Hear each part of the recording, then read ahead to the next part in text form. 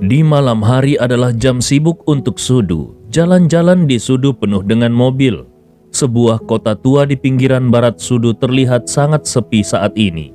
Daerah ini telah dimasukkan dalam proyek renovasi kota baru. Penduduk yang awalnya tinggal di sini juga telah pindah, tetapi proyek pembongkaran formal belum dimulai. Dalam waktu singkat, daerah ini juga akan menjadi zona 3 arah. Tempat Jiang Xiong dan Wu Bin bertarung adalah di bengkel mobil yang ditinggalkan di daerah ini.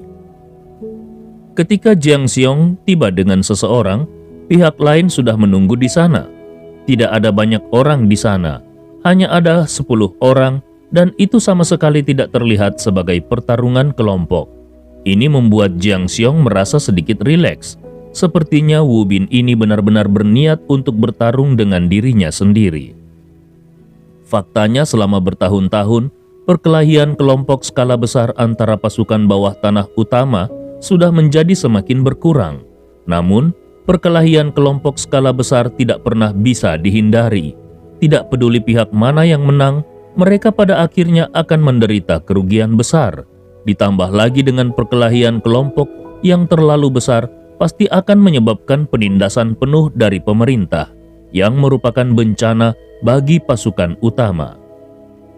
Jadi biasanya, tidak ada yang akan mengetahui resiko seperti itu untuk melakukan pertarungan kelompok. Seringkali ketika ada konflik, mereka lebih memilih untuk menyelesaikannya dengan cara duel di ring atau pertandingan hidup dan mati. Dengan adanya kebiasaan seperti itu, perbandingan kekuatan antara organisasi besar bukan lagi tentang jumlah orang, tetapi jumlah master. Gerbang Tang bisa menjadi yang pertama di ibu kota Shu karena mengandalkan Tang Xiaonan, penguasa gerbang Tang. Gerbang malam dingin dapat dengan kuat duduk di posisi kedua, itu juga berkat 8 jenderal besar di bawah penguasa gerbang malam dingin.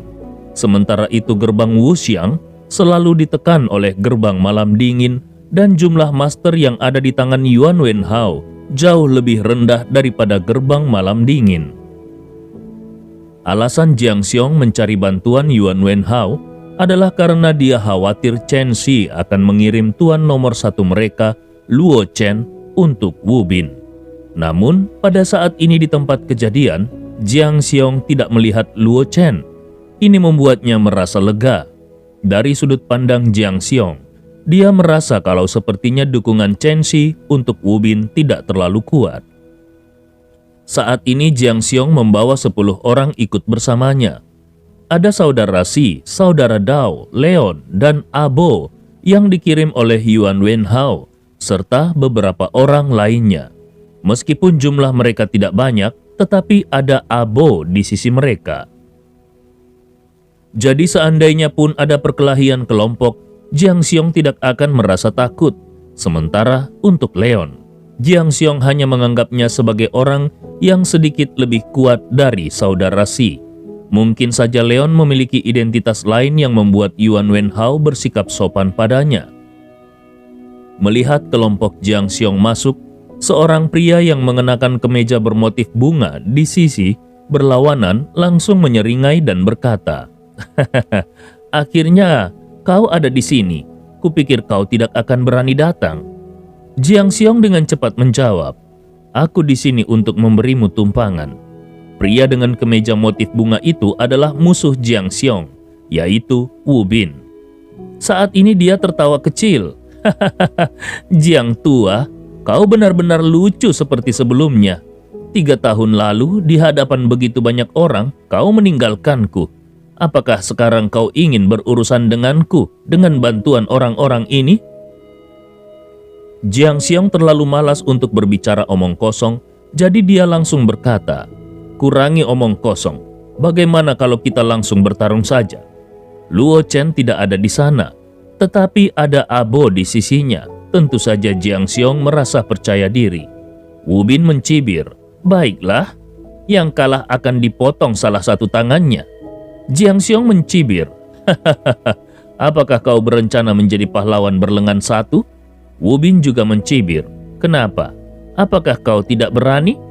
Jiang Xiong berkata, "Siapa yang tidak berani melakukannya?" Aku hanya khawatir kau tidak akan mengakuinya ketika nanti kau kalah. Wu Bin kembali mencibir. Bercanda. Apakah menurutmu aku, Wu Bin, adalah orang seperti itu? Sebaliknya, sekarang kau juga seorang miliarder. Kalau kau benar-benar kalah, kau akan dipermalukan. Jiang Xiong balas mencibir. Kalau begitu, kau harus menang. Wu Bin mendengus dingin. Lihatlah, berapa lama kau masih bisa bersikap sombong.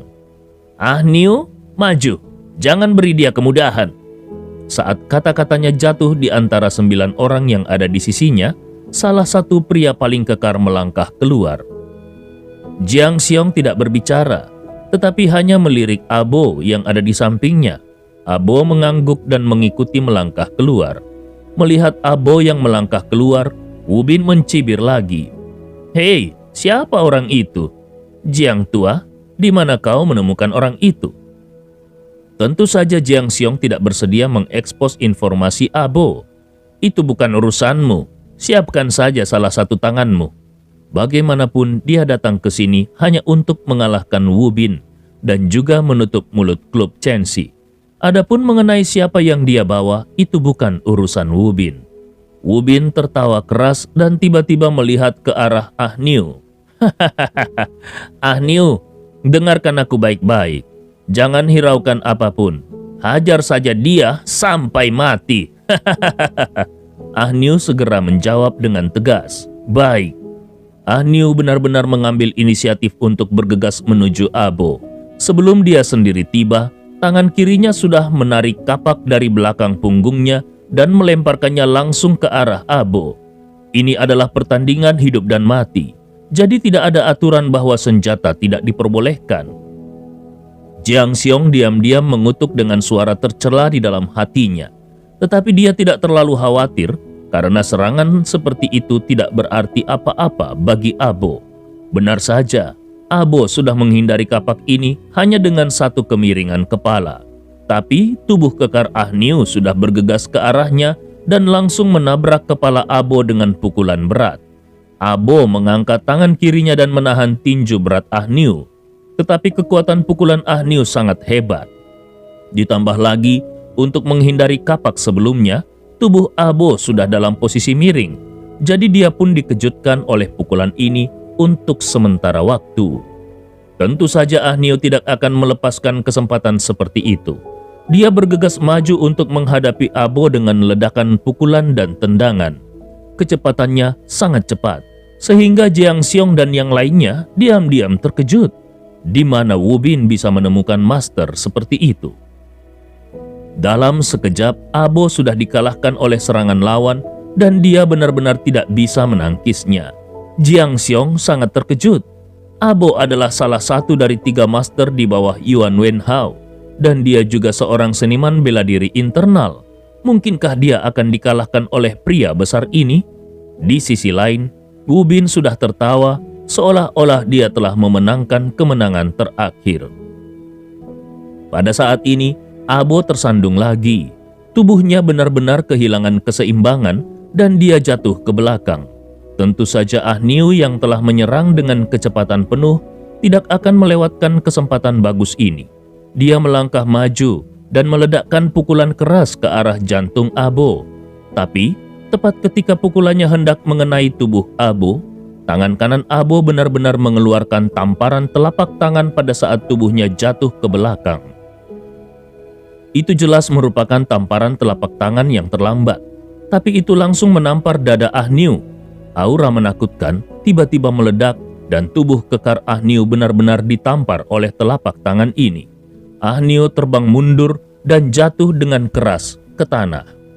Seteguk darah muncrat dari mulutnya dan wajah Ah Niu yang awalnya bersemangat dengan tingginya langsung berubah menjadi pucat. Semangatnya menjadi rendah mendadak. Dadanya benar-benar merasa kesakitan. Wu Bin yang awalnya bersikap sombong langsung berseru, "Telapak tangan dewa tanpa bayangan? Jiang Xiong, kau sungguh tercelah. Kau benar-benar mengundang seseorang yang tidak memiliki pintu." Ketika senyum puas Jiang Xiong belum sepenuhnya mekar, pada saat ini dari belakang Wu Bin, seorang pria berpakaian putih sudah keluar. Wajah Jiang Xiong tiba-tiba berubah.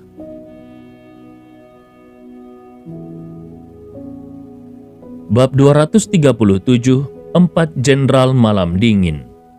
Jiang Xiong yang awalnya ingin dengan bangga mengejek Wu Bin menjadi terkejut dan berseru, "Han Feng?" Han Feng adalah salah satu dari 8 penguasa gerbang malam dingin.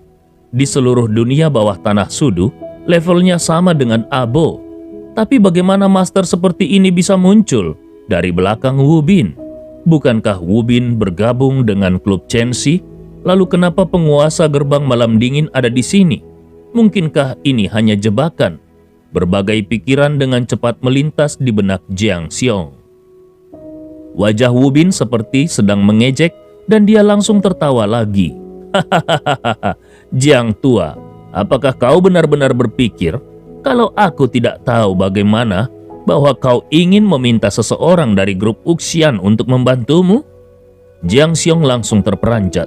Rupanya kejutan barusan semuanya hanya pura-pura.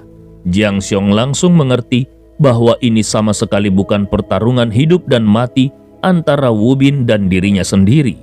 Tujuan sebenarnya jelas ditujukan pada tuan yang diundangnya dari grup Uxian.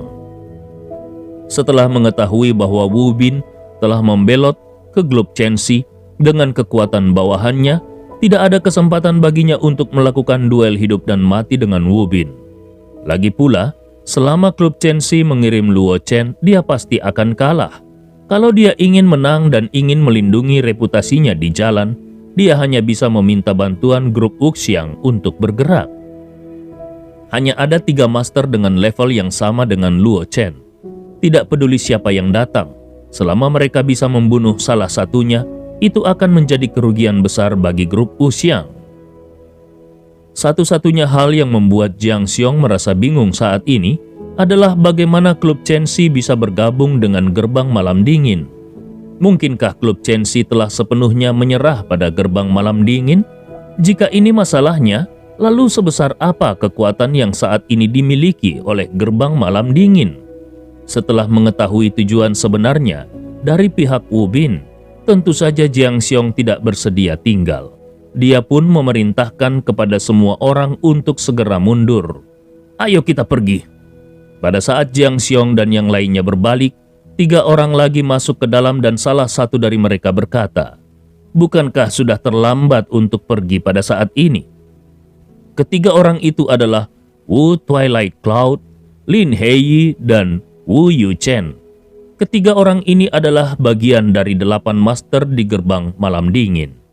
Untuk menghadapi para master milik grup Uxian, 4 dari 8 master gerbang malam dingin benar-benar datang. Hati Jiang Xiong terasa dingin. Duel hidup dan mati yang bergejolak ini ternyata menjadi jalan buntu melawan para master grup Uxian. Kali ini, dia tidak hanya jatuh sendirian, tetapi dia juga membuat Abo mengalami kesulitan. Grup Uxian awalnya hanya memiliki 3 tuan. Kalau Abo juga harus meninggal di sini, maka itu pasti akan menjadi pelemahan besar bagi kekuatan tempur kelas atas grup Uxian. Dan jika gerbang malam dingin benar-benar akan bersatu dengan klub Chenxi, maka mereka akan memiliki total 9 master dengan kekuatan tempur kelas atas. Perlawanan seperti apa yang bisa dilakukan oleh grup Uxian? Tiba-tiba Jiang Xiong sudah memikirkan tujuan sebenarnya dari gerbang malam dingin. Tujuan utama mereka adalah untuk mengalahkan gerbang Tang dan mendominasi ibu kota Shu. Ini bukan rahasia lagi. Sejak kematian Tang Xiaonan, seluruh dunia bawah tanah Sudu telah siap untuk bergerak dan ambisi gerbang malam dingin bukanlah rahasia. Ada banyak kekuatan yang juga menunggu gerbang malam dingin untuk bergerak. Tetapi yang tidak diduga oleh Jiang Xiong adalah bahwa objek pertama dari gerbang malam dingin ternyata adalah grup Uxian. Jiang Xiong terlalu malas untuk memikirkan apakah keputusan gerbang malam dingin itu baik atau buruk. Dia hanya merasa takut kalau dia dan yang lainnya akan mati di sini pada hari ini. Kedua belah pihak tidak membawa banyak orang dan pertarungan kecil ini tidak mungkin akan menarik terlalu banyak perhatian. Dengan kekuatan para master di pihak Wu Bin, bukankah hal yang sukar bagi mereka untuk berurusan dengan Abo? Jiang Xiong khawatir kalau dia bahkan tidak akan memiliki kesempatan untuk bergegas keluar dan meminta bantuan. Abo tidak banyak berbicara. Sejak awal dia memang orang yang pendiam. Karena sikap diam dan profilnya yang suka merendah, bahkan meskipun dia adalah salah satu dari 3 master grup Wuxiang, tidak banyak orang yang benar-benar memperhitungkannya. Justru karena alasan inilah, Yuan Wenhao mengirimnya untuk membantu Jiang Xiong agar tidak menyebabkan terlalu banyak keributan. Yuan Wenhao tidak berpikir kalau pertarungan itu akan menjadi masalah besar. Menurutnya, bahkan seandainya pun Luo Chen dari klub Chenxi yang menggantikan Wu Bin, dia tidak merasa takut dan dia sangat percaya diri untuk mengalahkan lawannya. Kalau dia bisa memanfaatkan kesempatan seperti itu untuk membunuh Luo Chen, itu akan menjadi pukulan berat bagi klub Chenxi. Tetapi pada saat ini, ketika dia melihat keempat ahli dari gerbang malam dingin ini, ekspresinya juga berubah menjadi sangat serius. Seperti dugaan Jiang Xiong, dengan kekuatan Abo saat ini, paling banyak Abo hanya bisa menahan pergerakan dari 2 master di pihak lawan. Lalu bagaimana dengan sisanya? Melihat posisi di mana keempat orang master itu berdiri, hati Abo menjadi menyusut. Kalau dia benar-benar memilih untuk menerobos, dia khawatir keempat orang itu akan mencegatnya untuk pertama kalinya. Dia masih memiliki kesempatan kalau hanya harus mengalahkan 2 orang. Tetapi kalau lawan dengan kekuatan yang sama, telah mencapai 3, bahkan meskipun dia ingin melarikan diri, akan sulit baginya untuk melarikan diri. Apalagi ada 4 orang di sini. Tiba-tiba tatapan Abo tertuju pada Leon, orang yang sangat dihargai oleh Yuan Wenhao. Bahkan meskipun dia tidak tahu identitas asli dari Leon, tetapi karena Yuan Wenhao mengatakan kalau Leon adalah seorang master, maka dia hanya bisa memilih untuk mempercayainya. Tapi apa yang terjadi? Orang yang sangat diharapkan itu perlahan-lahan malah mengeluarkan sebatang rokok dan menyalakannya, lalu kemudian dia menghirupnya dengan sangat bebas dan berkata perlahan, "Hei, bukankah orang itu sudah kalah? Kenapa kalian tidak memotong salah satu tangan dari tangannya?" Abo sedikit terdiam. Di dalam hatinya, dia berkata, "Hei, itu hanyalah tipuan dari pihak lawan. Tujuan mereka yang sebenarnya adalah untuk berurusan dengan diriku sendiri dan para master lain dari grup Wuxian. Sekarang mereka sedang mencoba untuk membunuh kita, namun kau malah fokus pada hal itu." Jiang Xiong juga terdiam beberapa saat. Dia benar-benar tidak mengerti kenapa Yuan Wenhao harus membiarkan dirinya membawa orang ini bersamanya. Di barisan pihak lawan, Wu Bin sudah tertawa. "Hahaha, Jiang tua, IQ adik laki-laki yang kau terima sekarang sepertinya semakin rendah. Sudah sejauh ini, dan dia masih belum bisa melihat situasinya dengan jelas." Jiang Xiong terdiam. Apa yang bisa dia katakan tentang ini? Pada saat ini Han Feng yang berdiri di belakang Wu Bin mendengus dingin, dan sambil bergegas langsung menuju Abo dia berkata, "Berhenti bicara omong kosong. Ayo kita selesaikan saja semua ini dengan cepat." Dari 3 orang yang datang dari belakang, kecuali Lin Heiyi yang tetap di posisinya, 2 orang lainnya sudah bergegas menuju Abo. Mereka benar-benar mengabaikan Jiang Xiong dan beberapa orang lainnya dan bersiap untuk membunuh Abo sesegera mungkin. Sementara itu Wu Bin juga menyatukan senyumnya pada saat ini dan dia membawa 7 orang yang tersisa untuk bergegas menuju ke 9 orang yang ada di sisi Jiang Xiong. Tidak ada seorang pun yang mempedulikan apakah Ah Niu yang terkena pukulan telapak tangan Abo sudah mati atau belum pada saat ini. Hati Jiang Xiong terasa dingin. Pada saat ini dia bahkan tidak memikirkan kemungkinan untuk melarikan diri. Pihak lawan meninggalkan salah satu master di pintu. Itu pasti untuk mencegah dirinya dan orang lain melarikan diri. Pihak lawan jelas berencana untuk membunuh mereka semua pada saat ini.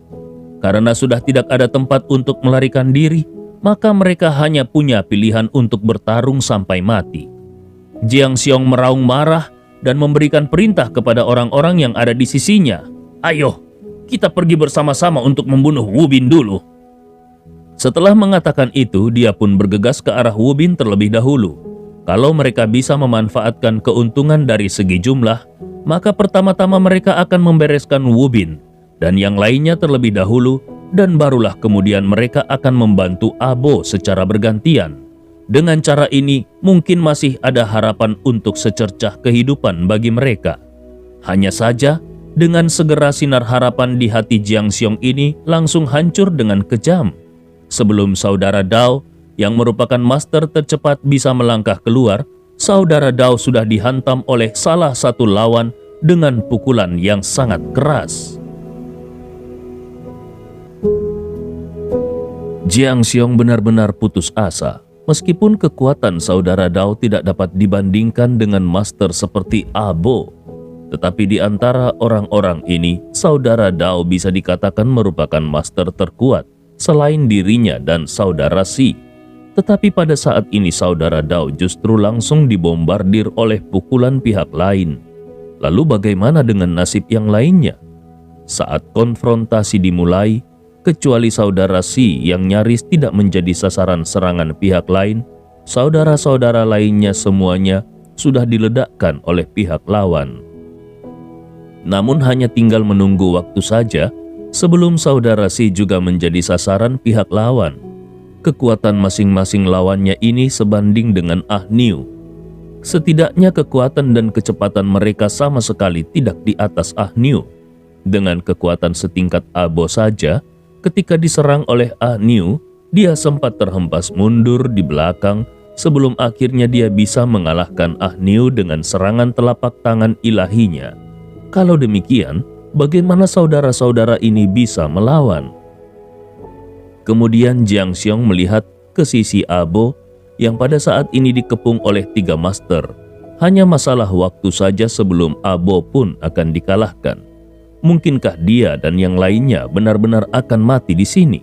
Akhirnya tatapan Jiang Xiong tertuju pada pemuda yang dipuji sebagai master oleh Yuan Wenhao. Tapi tindakan Leon membuatnya benar-benar tidak bisa berkata-kata. Ketika mereka sudah mulai bertarung, bocah ini malah sibuk merokok dengan santainya. Leon benar-benar terlihat seperti sedang menonton pertunjukan yang bagus. Jiang Xiong berseru marah di dalam hatinya. Hei bocah, ini bukan pertunjukan layar tancap. Ini adalah pertarungan hidup dan mati. Kalau kau merasa memiliki kekuatan, seharusnya kau juga ikut bertarung. Tapi sekarang kau hanya menonton pertunjukan yang bagus dari samping. Apakah kau benar-benar berpikir bahwa karena kau tidak ikut bertarung, maka orang-orang ini akan membiarkanmu pergi begitu saja? Tiba-tiba, Jiang Xiong memikirkan sikap Yuan Wenhao terhadap pemuda ini. Mungkinkah bocah ini sebenarnya adalah anak dari keluarga besar tertentu? Jadi bocah ini tidak khawatir kalau orang-orang ini akan menyakitinya. Apakah itu sebabnya sehingga dia begitu tidak kenal takut? Jika ini masalahnya, maka Jiang Xiong hanya bisa menghela nafas dalam diam. Dia tidak memenuhi syarat untuk meminta Leon melakukan apapun. Hanya dalam beberapa saat, bahkan saudara Si sudah ditendang oleh pihak lawan dan sosok Wu Bin juga sedang bergegas ke arah Jiang Xiong sambil memegang belati dan ingin menusuk ke arah jantung Jiang Xiong. Jiang Xiong memang jarang melakukan pertarungan apapun dalam beberapa tahun terakhir ini. Tetapi bagaimanapun juga dia adalah seorang master yang memiliki kekuatan. Melihat belati yang akan menusuk dadanya itu, tubuhnya bergerak mundur untuk menghindari serangan Wu Bin yang sudah mengeluarkan belati dengan satu tangan. Pada saat ini, Jiang Xiong juga mengeluarkan belati dari lengannya dan melakukan serangan backhand kepada Wu Bin. Bahkan seandainya pun dia harus mati, dia tidak akan membiarkan lawannya tetap hidup. Sayang sekali serangannya itu juga bisa dihindari oleh Wu Bin. Pengalaman Wu Bin dalam beberapa tahun terakhir ini membuat kekuatannya tumbuh dengan pesat.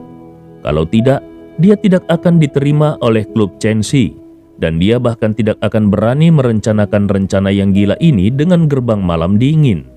Tubuhnya dengan terburu-buru menghindari pisau Jiang Xiong dan kemudian serangan backhandnya kembali menebas ke tangan kanan Jiang Xiong yang sedang memegang belati. Jiang Xiong ingin menghindar, tetapi sudah terlambat. Lengannya langsung ditebas dan tanpa menyia-nyiakan kesempatan yang ada, Wu Bin langsung menendang perut bagian bawah Jiang Xiong dan menjatuhkan Jiang Xiong ke tanah. Jiang Xiong merasa terkejut di dalam hatinya. Apa yang telah dilakukan orang ini dalam 3 tahun terakhir? Kenapa kekuatannya bisa meningkat sejauh ini? Pada saat Jiang Xiong masih tertekan, sebuah suara malas pun terdengar. "Hei Bos Jiang, kekuatanmu begitu tidak bagus. Aku benar-benar ingin tahu bagaimana kau bisa menjadi kakak tertua." Itu bukan suara Wu Bin, bukan suara Wu Bin, tetapi suara Leon yang sedang menonton pertunjukan bagus dari samping. Jiang Xiong ingin memuntahkan darah. "Kau berdiri dan berbicara seenak jidatmu. Wu Bin ini juga merupakan master yang kuat di jalan, dan sekarang kekuatannya maju dengan pesat. Kau pikir mudah untuk mengalahkan orang seperti ini? Selain itu, siapa bilang kakak tertua itu harus kuat? Kalau kau benar-benar ingin mengatakan bahwa seseorang bisa menjadi kakak tertua hanya jika dia kuat, maka penguasa grup Wuxian pasti bukan Yuan Wenhao. Apakah itu Abo atau 2 master lainnya? Kekuatan mereka semua berada di atas Yuan Wenhao." Tapi yang paling membuat Jiang Xiong tertekan adalah karena Leon bisa dengan santainya mengomentari dirinya, padahal Leon sama sekali tidak melakukan apapun. Sejak awal Leon datang ke sini, dia memang hanya ingin melihat bagaimana kekuatan semua orang. Jadi ketika dia melihat Jiang Xiong ditendang dengan begitu mudahnya, dia pun berkomentar dengan santai. Mendengar hal ini, Wu Bin yang menendang Jiang Xiong tertawa dengan keras. "Hahaha, Jiang tua, di mana kau menemukan adik laki-laki yang begitu lucu dan bodoh seperti dia?" Jiang Xiong bahkan menjadi lebih marah lagi dan ingin muntah darah. Leon bukan adik laki-lakinya. Kalau Leon benar-benar adik laki-lakinya sendiri, dan saat ini Leon hanya berbicara santai dari samping, Leon pasti sudah akan dihancurkan sampai mati dengan palu. Tetapi, tepat ketika Jiang Xiong merasa tertekan di dalam hatinya dan siap untuk mati-matian bertarung dengan Wu Bin, dia melihat sekelebat cahaya tiba-tiba di depannya dan bocah yang tadi masih merokok di samping sudah datang ke arahnya dalam sekejap dan berdiri di belakang Wu Bin. Leon bertanya dengan nada dingin, "Apa yang baru saja kau katakan tadi?" Wu Bin tertegun. Dia hanya merasa kalau rambutnya seolah langsung berdiri. "Apa katamu?" Seolah kembali ke akal sehatnya, Leon langsung menampar kepala Wu Bin sambil berkata, "Lupakan saja.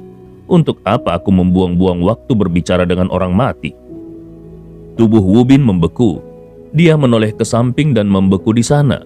Dia ingin melihat dengan seksama lawan di belakangnya, tetapi kemudian dia menemukan bahwa kesadarannya dengan cepat menghilang dan akhirnya benar-benar redup. Dia pun langsung jatuh ke tanah. Wu Bin jatuh di depan kaki Jiang Xiong. Jiang Xiong terkejut. Dia merasa seperti sedang berada di neraka. Ketika tadi Leon menggodanya, dia jelas melihat kalau Leon masih beberapa meter jauhnya dari dirinya. Dan Leon masih memiliki sebatang rokok di tangannya. Tapi kemudian apa yang terjadi? Dalam sekejap mata, Leon sudah mendatangi Wu Bin. Dan dengan santainya Leon berbicara sambil menampar Wu Bin sampai mati dengan satu telapak tangannya. Bagaimana ini mungkin? Jiang Xiong jelas mengetahui kekuatan Wu Bin. Dia juga baru saja mengalaminya secara pribadi. Bahkan meskipun Wu Bin tidak sampai pada level Abo, tetapi Wu Bin juga bisa dianggap sebagai master kelas 1. Namun master seperti Wu Bin bisa ditampar sampai mati oleh bocah ini tanpa ada perlawanan sedikit pun? Apakah ini nyata? Tidak hanya Jiang Xiong yang terkejut. Ketika tubuh Wu Bin jatuh ke tanah, 6 pria lainnya yang menyerang anak buah Jiang Xiong juga melihat ke sisi ini. Dan ketika mereka melihat bahwa Wu Bin bisa dengan mudah terbunuh seperti ini, sinar horor melintas di mata semua orang. Mereka tiba-tiba menyadari bahwa remaja yang telah diabaikan oleh mereka ini mungkin adalah seorang master yang hebat. Memikirkan kesimpulan ini, keenam orang ini benar-benar melepaskan target serangan mereka pada saat yang sama dan bergegas datang dengan kecepatan penuh dari keempat arah. Orang yang dapat dengan mudah membunuh Wu Bin sama sekali bukan eksistensi yang dapat mereka tangani sendirian. Untuk menghadapi master seperti itu, mereka tentu harus mengumpulkan kekuatan mereka semua untuk membunuhnya. Ketika melihat 3 orang sudah ada di belakang Leon, Jiang Xiong yang masih kaget akhirnya sadar dan dengan cepat berteriak untuk mengingatkan Leon, "Awas!" Tapi begitu suaranya terdengar, dia merasakan sekelebat bayangan kembali muncul di depannya. Dengan jelas dia melihat Leon telah berbalik dengan indah, dan kemudian dia melihat 3 orang yang bergegas maju sudah jatuh lurus ke belakang. Pada saat yang sama, terlihat panah darah di leher masing-masing mereka. Ketiga orang itu secara naluriah ingin menutupi leher mereka untuk menghentikan darah yang menyembur. Tetapi tentu saja mereka tidak bisa menghentikannya. Jiang Xiong terperanjat. Bab 239, Lin Heiyi yang putus asa.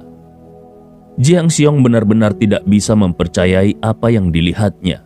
Dia tidak melihat bagaimana Leon bergerak sama sekali, sampai dia melihat sosok ketiga orang itu jatuh dan kemudian dia menemukan sebuah belati yang entah bagaimana caranya bisa ada di tangan Leon. Dan belati itu adalah belati yang digunakan Wu Bin untuk menebas lengannya tadi. Dia melihat ke arah tangan Wu Bin dan menemukan kalau di tangan Wu Bin tidak ada apa-apa. Jiang Xiong kebingungan. Kapan anak ini mengambil belati Wu Bin? Kenapa dia tidak melihatnya sama sekali? Saat Jiang Xiong masih terperanjat, sosok Leon sudah bergerak lagi.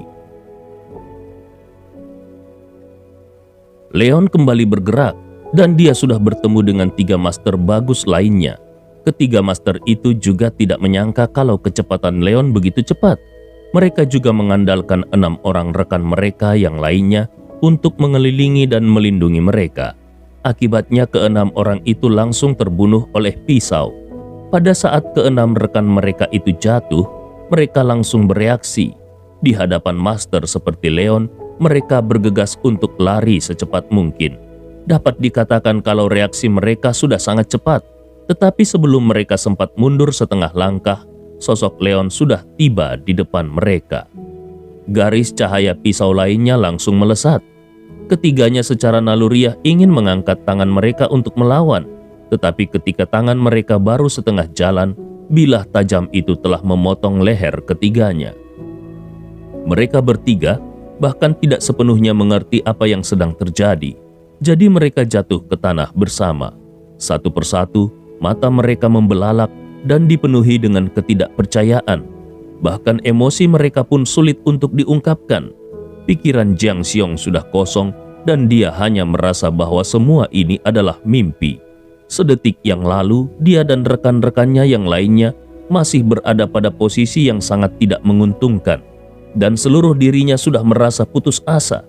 Tetapi di detik berikutnya, 7 orang yang telah membentuk keunggulan absolut atas dia dan rekan-rekannya yang lainnya telah jatuh dalam genangan darah. Dan orang-orang ini dibunuh oleh 1 orang. Bagaimana ini bisa dipercaya? Saudara Si, saudara Dao, dan beberapa orang lainnya yang terluka parah juga tercengang menyaksikan semua ini. Tadinya mereka semua mengira kalau mereka akan mati. Tetapi tepat ketika orang-orang ini hendak membunuh mereka, orang-orang ini telah diserang oleh pemuda bernama Leon.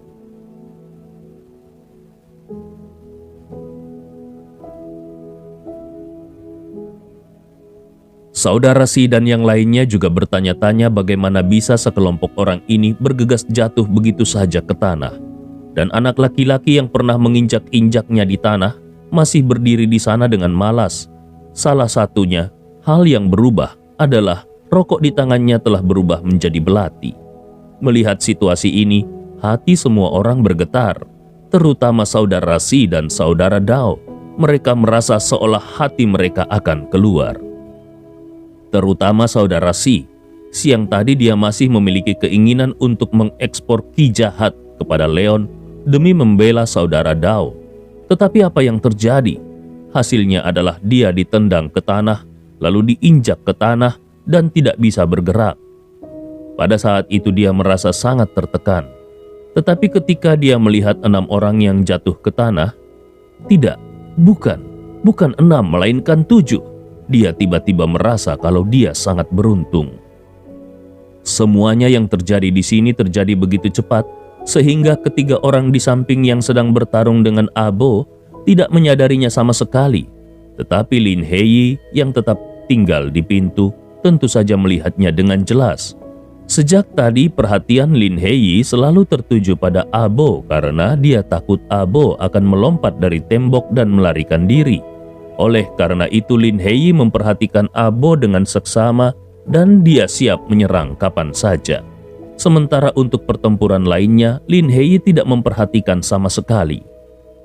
Dengan kekuatan Wu Bin dan yang lainnya, menurutnya bukanlah hal yang sulit bagi Wu Bin untuk berurusan dengan beberapa gangster geng. Namun ketika Leon membunuh Wu Bin dengan satu telapak tangan, perhatiannya sudah tertuju pada Leon. Orang yang bisa membunuh Wu Bin jelas merupakan seorang master. Tetapi Lin Hei tidak memiliki rasa takut sedikit pun. Dia sudah bersiap secara pribadi untuk membunuh Leon. Tetapi begitu dia mengambil beberapa langkah, dia melihat 3 orang rekannya yang tadi sudah bergegas terlebih dahulu, pada saat ini mati terkena pisau. Langkah Lin Hei membeku. Ini karena perhatiannya telah sepenuhnya jatuh pada sosok Leon. Tetapi dia masih tetap tidak bisa melihat kapan Leon berbalik dan menyerang rekan-rekannya itu. Kemudian dia melihat 3 orang lainnya jatuh ke tanah. Lin Hei sangat kaget. Dengan kekuatannya, dia secara alami dapat menangani 6 orang ini, tetapi pastinya dia tidak bisa bersikap setenang remaja itu. Leon bisa membunuh beberapa orang sekaligus. Itu membuat Lin Hei merasakan perasaan seolah Leon sedang membunuh beberapa ayam. Oh tidak, bukan ayam, karena ayam saja pasti akan berjuang untuk melawan ketika ada yang ingin membunuhnya. Tetapi 6 orang ini bahkan tidak memiliki kesempatan untuk berjuang. Lin Hei tidak lagi tahu kata-kata apa yang harus digunakan untuk menggambarkan semua ini. Tetapi dia tahu bahwa Leon adalah seorang master yang tidak akan bisa dia lawan sama sekali. Dan bahkan seandainya tadi dia dan ketiga orang rekannya yang sudah tewas itu bersama-sama melawan Leon, mereka pasti tidak akan bisa menghadapinya. Dia juga terlalu malas untuk memikirkan kenapa grup Wu Xiangmen bisa memiliki master seperti itu. Di dalam benaknya hanya ada satu pikiran dan itu adalah melarikan diri. Dia ingin melarikan diri dari sini dengan kecepatan penuh dan memberitahu Master Gerbang Malam Dingin kalau kekuatan grup Wu Xiang harus dinilai kembali. Lin Hei tidak ragu sama sekali. Sambil berlari dia berteriak kepada 3 orang rekannya yang masih bertarung dengan Abo. Hei, cepat melarikan diri. Pada saat ini dia tidak lagi mengharapkan ketiga orang itu bisa melarikan diri ke sini. Selama 1 orang saja bisa melarikan diri, itu sudah bisa disebut kemenangan. Dan dia adalah yang paling dekat dengan pintu. Jadi dia juga merupakan orang yang memiliki kesempatan terbaik untuk melarikan diri. Namun, ketika Lin Hei baru saja mengambil 3 langkah, dia sudah mendengar suara seorang pemuda di belakangnya. Bukankah sudah terlambat bagimu untuk melarikan diri saat ini? Belum lama ini dialah yang mengatakan hal tersebut kepada Jiang Xiong. Pada saat itu, dia dan yang lainnya memblokir satu-satunya jalan sehingga Jiang Xiong dan yang lainnya tidak punya tempat untuk melarikan diri. Tetapi sekarang pihak Jiang Xiong lah yang mengatakan kalimat ini pada dirinya sendiri. Lin Hei tersenyum pahit. Bagaimanapun juga, menurutnya karma ini juga datang sedikit terlalu cepat. Tetapi dia percaya bahwa pada saat ini dia berada dalam posisi yang sama sekali berbeda dari sebelumnya. Dia sudah berdiri di depan pintu dan Leon berada lebih dari 10 meter jauhnya dari dirinya. Jadi tidak akan mudah bagi Leon untuk mengejarnya. Dan dia juga percaya bahwa rekan-rekannya pasti akan bereaksi ketika dia memberikan perintah. Tidak peduli apakah rekan-rekannya akan saling mencegat atau melarikan diri secara langsung, Leon harus melewati rekan-rekannya terlebih dahulu. Jadi kalau dia ingin pergi, tidak ada yang bisa menghentikannya. Tetapi apa yang tidak diduga oleh Lin Hei adalah bahwa pada saat ini salah seorang rekannya berseru, "Berhati-hatilah!" Lin Hei sedikit linglung. Berhati-hati?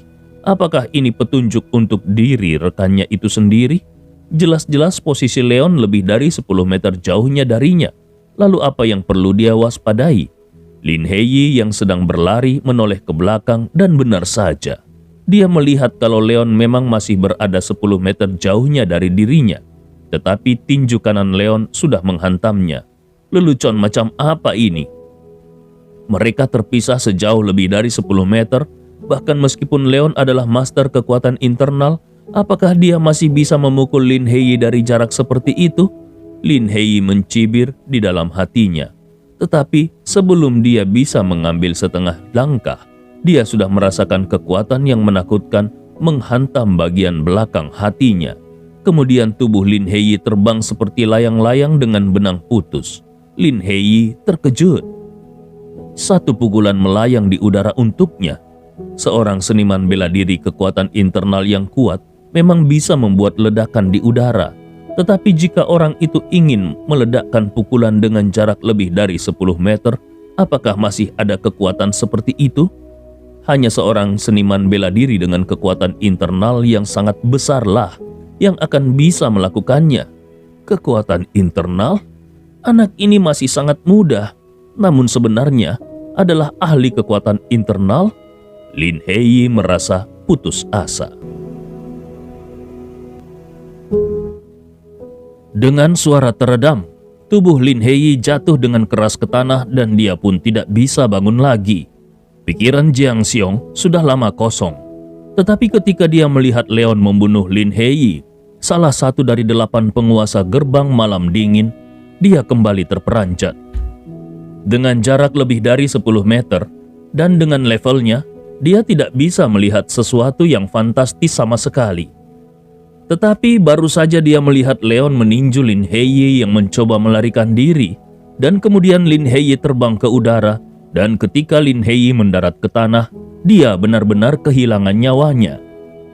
Kekuatan macam apa ini? Ini hanya bisa dilakukan oleh seniman bela diri kekuatan internal yang legendaris. Karena seorang seniman bela diri kekuatan internal biasa pasti tidak akan bisa melakukan hal itu.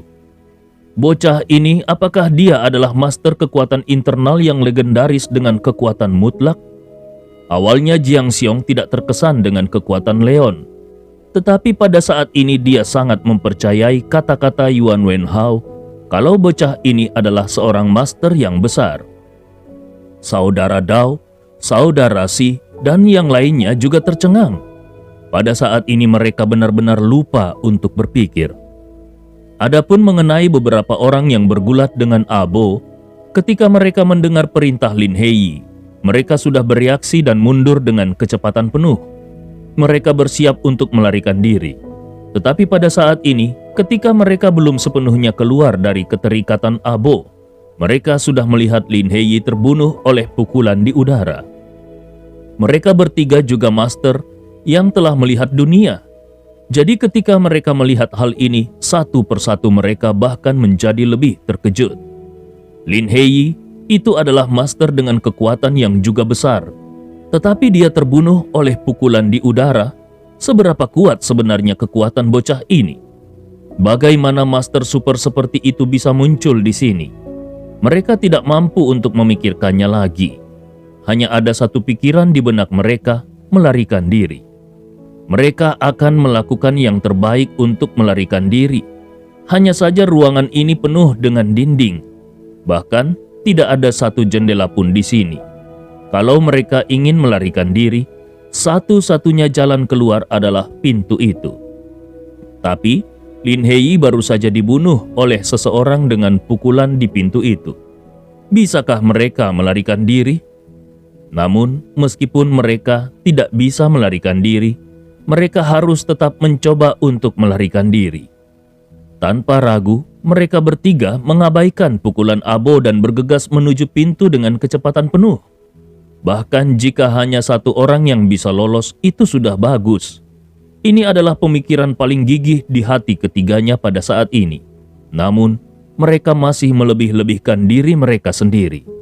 Sosok Leon datang ke pintu dengan kecepatan lebih cepat dari mereka, dan di hadapan 3 orang yang mendekat itu, Leon setengah berjongkok dan berdiri.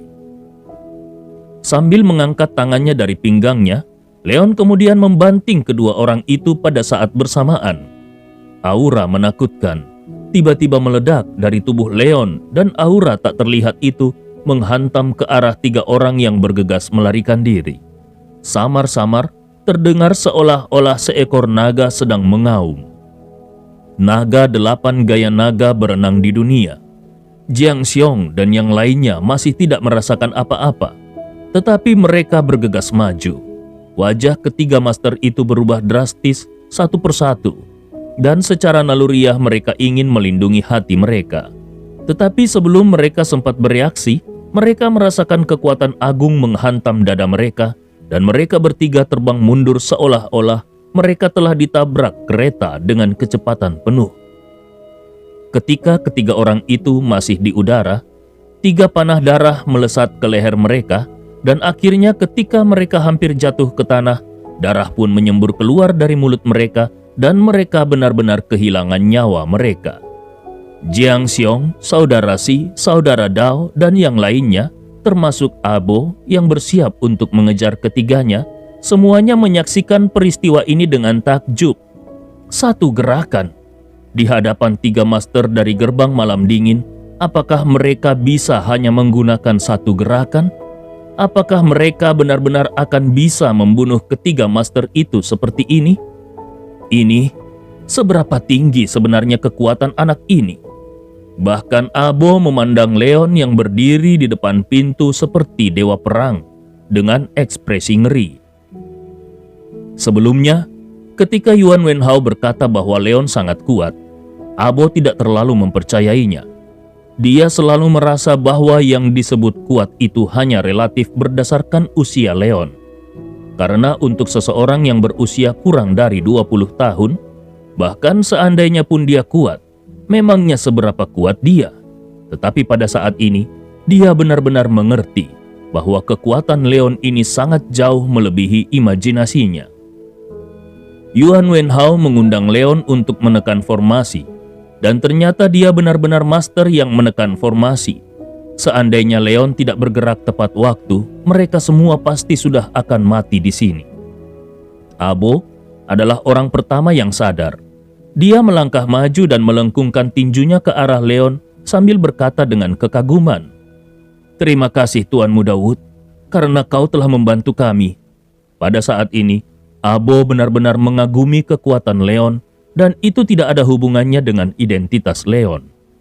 Jiang Xiong dan yang lainnya juga tersadar satu demi satu, dan satu persatu mereka juga melangkah maju untuk berterima kasih kepada Leon. Leon melambaikan tangannya dengan acuh tak acuh. Kekuatan kalian benar-benar perlu ditingkatkan lagi. Di mata Leon, semua master ini tidak ada artinya sama sekali. Jiang Xiong dan yang lainnya, termasuk Abo, semuanya merasa malu. Bagaimana mereka harus merespon perkataan Leon ini? Leon tidak ingin terus terlibat dalam topik ini, jadi dia langsung mengubah topik pembicaraan. Apa identitas orang-orang ini? Abo menunjuk ke 4 orang yang mati itu dan berkata, "Keempat orang ini semuanya termasuk dalam 8 jenderal besar gerbang malam dingin." Leon terkekeh. 8 jenderal besar gerbang malam dingin hanya berada di level ini? Abo dan yang lainnya terus berkeringat dingin. Hanya pada level ini? Mereka itu adalah penguasa tertinggi gerbang malam dingin yang hampir saja memusnahkan Abo dan yang lainnya. Yang seperti ini disebut hanya di level ini?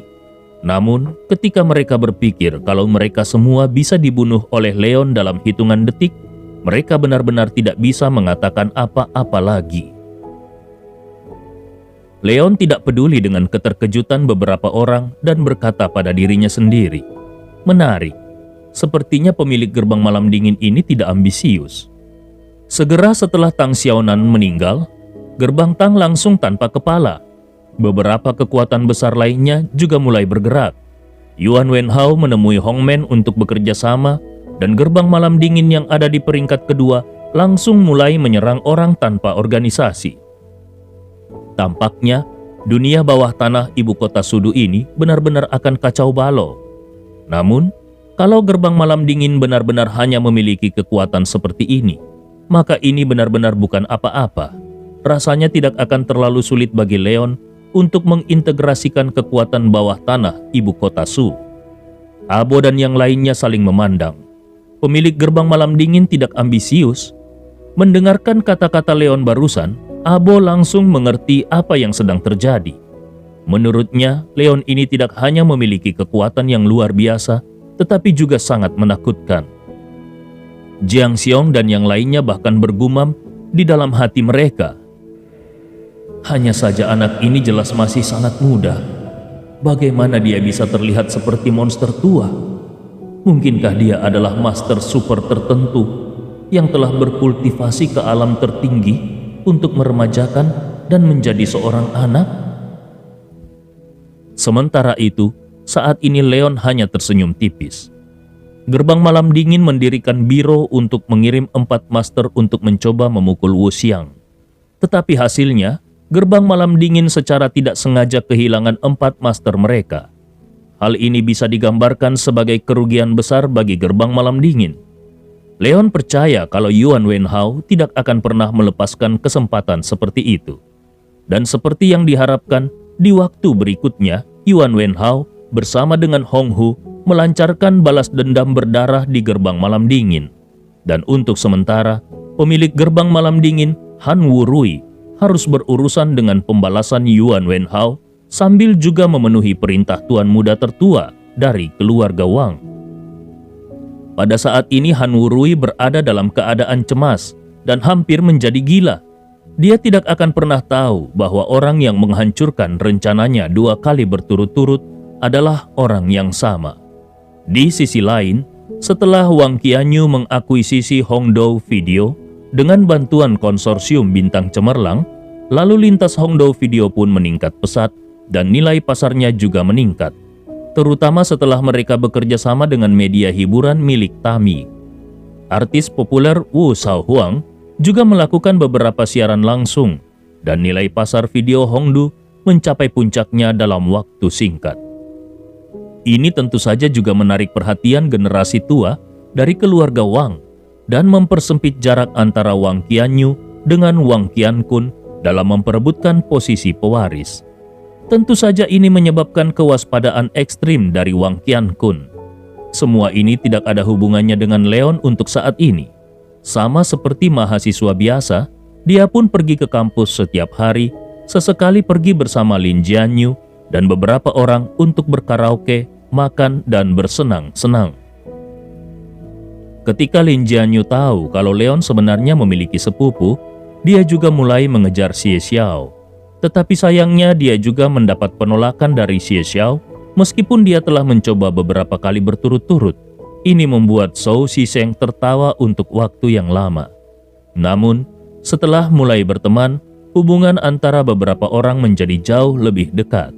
Selain dengan Lin Jianyu, hubungan Leon dan Liu Anze juga menjadi jauh lebih dekat. Saat ini, Liu Anze sudah tidak menganggap Leon sebagai orang luar lagi, dan berkali-kali dia hanya mengenakan baju tidur seksi yang menjuntai di depan Leon ketika mereka berada di rumah bersama-sama. Ini membuat Leon merasa seperti cacing kepanasan. Bab 241, Plot Anjing Berdarah. Tanggal 9 September adalah hari ke-18 dari bulan lunar ke-8, yaitu saat dimulainya festival pertengahan musim gugur. Untuk festival pertengahan musim gugur ini, hanya ada 1 hari libur. Jadi Leon tidak akan kembali ke East Cliff. Dia berencana untuk tidur seharian. Tetapi sayangnya pada saat ini dia sudah ditarik dari tempat tidur oleh Liu Anze, dan Liu Anze meminta Leon agar menemaninya pulang untuk berpartisipasi dalam makan malam keluarga. Tidak masalah kalau itu hanyalah makan malam biasa. Namun Liu Anze meminta Leon berpura-pura menjadi pacarnya untuk diperkenalkan kepada neneknya yang selama ini selalu mendesaknya agar segera menikah. Bagaimana mungkin Leon bisa menyetujui hal beresiko seperti ini? Saat ini Liu Anze menatap Leon dengan tatapan memelas dan berkata, "Kalau tidak ada hal penting yang akan kau lakukan hari ini, tolong bantulah aku ya." Dengan tatapan menyedihkan seperti itu, pria mana yang akan sanggup untuk menolaknya? Leon tidak punya pilihan selain setuju, jadi dia pun berkata, baiklah." Liu Anze sangat gembira dan memberikan kecupan ringan ke arah Leon sambil berkata, "Leon, kau memang sangat baik. Kalau begitu, cepatlah bangun dan mandi. Setelah itu, kita akan keluar." Setelah mengatakan hal itu, Liu Anze memutar pinggangnya dan berjalan keluar. Leon hanya bisa menghela nafas dan kemudian dia bangun dari tempat tidurnya. 1 jam kemudian, keduanya pun datang ke Shizuyuan yang terletak di selatan ibu kota Shu. Ini merupakan rumah bangsawan yang merupakan tempat makan, minum, dan bersenang-senang dengan area yang luas dan hidangan yang mahal. Tempat ini selalu menjadi pilihan pertama untuk makan malam bagi sebagian besar keluarga elit di Sudu. Keluarga Liu bukanlah keluarga kaya di East Cliff, tetapi keluarga ini bisa dibilang cukup makmur. Generasi ayah Liu Anze memiliki 5 saudara laki-laki dan perempuan, dan generasi kakeknya memiliki lebih banyak lagi saudara laki-laki dan perempuan. Tapi hari ini adalah festival pertengahan musim gugur, bukan festival musim semi, jadi tidak perlu melakukan reuni keluarga besar. Ayah Liu Anze adalah yang tertua ketiga. Ada kakak laki-laki dan perempuan di atasnya, dan ada 2 adik laki-laki di bawahnya. Kakek Liu Anze sudah meninggal, namun neneknya yang berusia 80-an masih hidup dan tinggal di rumah paman Liu Anze. Setiap tahun di pertengahan musim gugur, anggota keluarga Liu akan pergi ke rumah paman Liu Anze untuk berkumpul bersama. Generasi yang lebih tua sedikit patriarkal.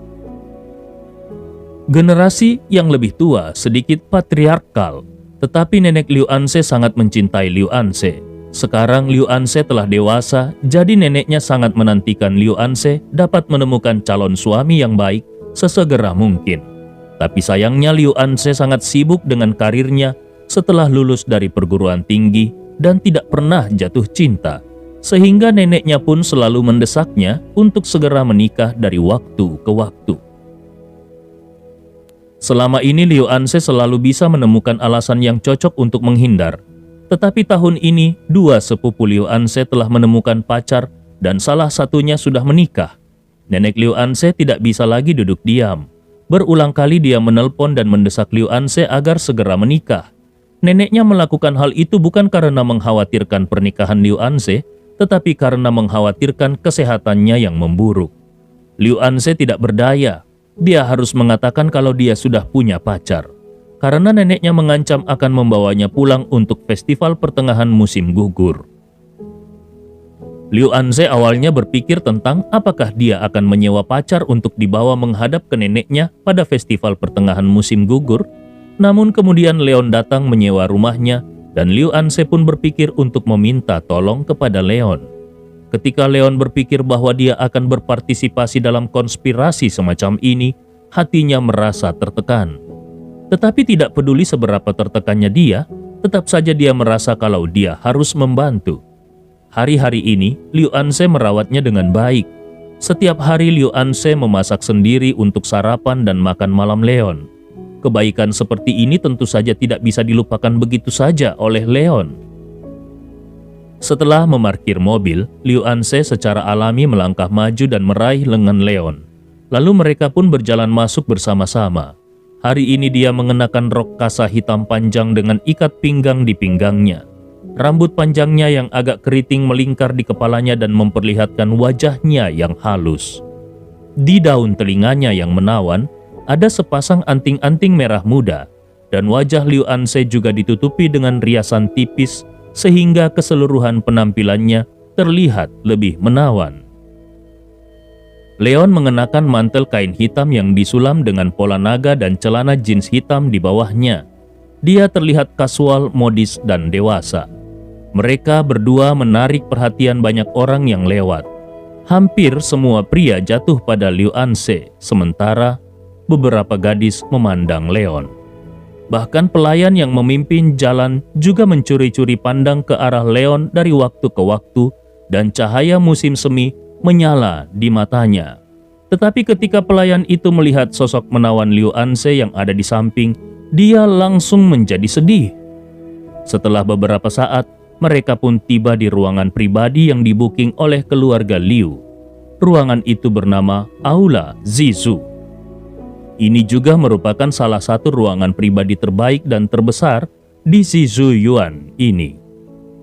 Begitu mereka membuka pintu dan memasuki ruangan, mereka melihat sekelompok besar anak muda sedang berbicara dan tertawa di sekitar seorang wanita tua dengan rambut yang sudah berwarna putih semuanya. Ketika mendengar suara pintu terbuka, sekelompok orang itu pun berbalik satu demi satu. Ketika nenek melihat Liu Anse, senyum ramah muncul di wajahnya yang keriput dan dia memberi isyarat kepada Liu Anse. "Oh, cucuku Liu Anse sudah datang. Cepatlah kemari." Liu Anse tersenyum sedikit, lalu dia menarik Leon dan berjalan mendekat ke arah neneknya. Tanpa menunggu Liu Anse menyapa yang lain, neneknya sudah menatap Leon dengan antisipasi. Ini. Sambil tetap tersenyum, Liu Anse melangkah maju dan mengeluarkan gelang giok yang telah dia persiapkan sebelumnya untuk dikenakan kepada neneknya. Liu Anse kemudian berkata, "Nenek, ini adalah Leon yang kuceritakan kepadamu terakhir kali. Dan ini adalah hadiah dari Leon untukmu." Itu adalah gelang giok biasa yang tidak terlalu mahal. Harganya hanya beberapa ribu dolar. Bagaimanapun, saat ini Liu Anse tidak punya banyak uang, dan Leon adalah pacar pura-puranya. Jadi tentu saja dia tidak mungkin membiarkan Leon menghabiskan uang untuk membelikan neneknya hadiah. Nyonya tua Liu hanya melirik gelang itu dan kemudian terus memfokuskan pandangannya kepada Leon. "Oh, kau bisa datang menemui nenek saja, sudah membuat nenek merasa sangat senang. Hadiah yang kau berikan itu pasti sangat mahal harganya." Bagi Nyonya tua Liu, hadiah atau semacamnya sudah tidak penting lagi di usianya saat ini. Selama dia bisa melihat cucunya menemukan pasangan yang baik untuk kemudian berumah tangga, dia sudah merasa sangat bahagia. Leon merasa malu di dalam hatinya. Dia benar-benar tidak memikirkan tentang hadiah sebelumnya. Tetapi karena Liu Anse sudah menyiapkannya, tentu saja dia tidak mungkin merusak sandiwara yang sedang dimainkan oleh Liu Anse. Jadi dia pun segera mengikuti Liu Anse dan memanggil nenek kepada Nyonya tua Liu. "Halo nenek, terima kasih karena nenek sudah menyukai hadiahku." Sikap santun Leon ini membuat Nyonya tua Liu semakin menyukainya. Dia menilai Leon sebagai pria berwajah tampan, bertemperamen baik, dan juga berperilaku sopan. Menurutnya, hanya pemuda seperti Leon inilah yang layak untuk cucunya Liu Anse, bukan pemuda seperti Bang Wahyu Chandra atau Bang Sulaiman atau yang lainnya. Jadi dia pun segera berkata, Bagus. Kau benar-benar pemuda yang tampan. Anse, ternyata kau memiliki penglihatan yang baik." Rona merah muncul di wajah Liu Anse. Bahkan meskipun Leon adalah pacar pura-pura yang dibawanya untuk berurusan dengan neneknya, tetapi mendengar evaluasi neneknya terhadap Leon barusan, dia merasa sedikit bahagia di hatinya. Tepat ketika dia hendak mengucapkan beberapa kata sederhana, pintu ruangan didorong terbuka lagi dan dia melihat seorang wanita yang mendominasi masuk. Seketika, senyum di wajah Liu Anse pun langsung membeku. Wanita itu mengenakan rok panjang bergaris hitam dan putih. Postur tubuhnya sama menawannya dengan Liu Anse, dan rambut panjang coklat merahnya yang agak keriting tersampir di belakang kepalanya yang memperlihatkan wajah anggunnya. Hanya saja wajah ini penuh dengan kesombongan. Wanita ini berjalan dengan dada tegak dan kepalanya terangkat tinggi. Sepatu hak tinggi berwarna hitamnya menginjak lantai dan membuat suara tik-tok, tik-tok. Ruangan besar ini langsung menjadi sunyi saat ini. Saat wanita itu berjalan di depan, dia mengungkapkan senyum palsu yang sengaja dipasangnya sambil berkata, "Nenek, siapa yang baru saja kau katakan tampan? Bukan Bang Iik Rizkyadi kan? Apalagi Bang Joseph Wan?" dan Leon Wu 3. Nyonya tua Liu tersenyum dan menunjuk ke arah Leon yang ada di samping. Tentu saja, pacar yang dibawa oleh adikmu Anze. Wanita itu melirik Leon dan kemudian tersenyum pada Liu Anze yang ada di sebelah Nyonya tua Liu. Liu Anze, pacarmu ini memang terlihat cukup tampan. Tapi sepertinya usianya terlihat agak muda. Usianya tidak di bawahmu, bukan? Wajah Liu Anze berubah lagi. Wajah Nyonya tua Liu juga berubah dan dia menegur. Liu Xinse, omong kosong macam apa yang kau katakan barusan? Liu Xinse bersikap seolah barusan itu dia hanya mengucapkan lelucon biasa saja, namun dia tetap menunjukkan permintaan maafnya dengan berkata, maafkan aku nenek, aku hanya sekedar bercanda dengan Liu Anze. Liu Anze, kau tidak keberatan kan? Liu Anze tidak menjawab, tetapi dia langsung memperkenalkan kepada Leon. Leon, ini adalah Liu Xinse yang merupakan kakak sepupuku dari keluarga paman. Leon bertanya dengan ekspresi terkejut. Kakak sepupumu? Astaga, kupikir dia adalah bibimu.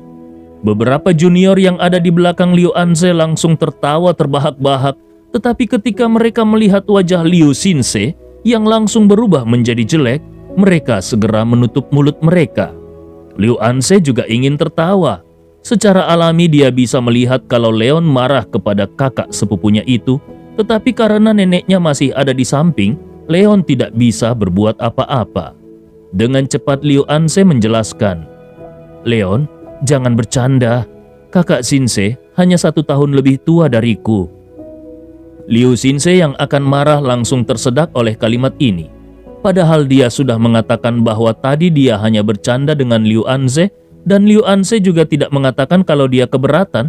Tapi apa yang dikatakan oleh pacar Liu Anze ini? Nyonya tua Liu jelas tahu hubungan antara kedua cucunya ini. Dan karena dia takut mereka akan terus bertengkar, dia pun langsung mengubah topik pembicaraan dan bertanya kepada Xinse. Xinse, di mana pacarmu Jia Wei? Liu Xinse segera menjawab, Jia Wei baru saja berganti ke pekerjaan baru, jadi dia agak sibuk sekarang. Dia akan datang nanti. Nyonya Liu mengerutkan keningnya dan berkata, lalu di mana dia sekarang bekerja? Di mata generasi yang lebih tua, kalau seseorang berganti pekerjaan, itu pasti karena mereka tidak mampu bekerja di perusahaan lamanya. Liu Xinse sepertinya tahu bahwa neneknya akan bertanya seperti itu, jadi dia pun segera menjawab dengan senyum bangga.